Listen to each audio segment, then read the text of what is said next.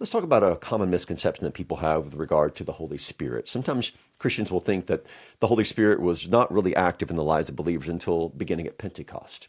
And that's simply not the case.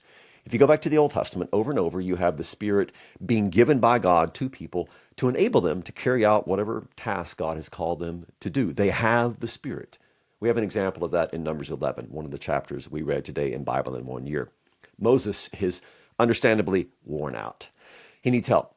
So God says he will take some of his spirit that's on Moses and put it also on these 70 elders who are going to bear the burden along with Moses. The Spirit is there, enabling them to carry out the task.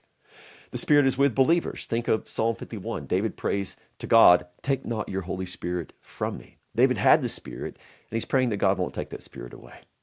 Now, what happens at Pentecost is you have this theophany, a God appearance, this manifest outpouring of the Spirit that happens to this early Christian community. But that wasn't like it was the first visit of the Spirit to this world to inhabit the lives of believers. No, the Holy Spirit has always been active in the lives of God's people, using them to carry out whatever calling God has given to them.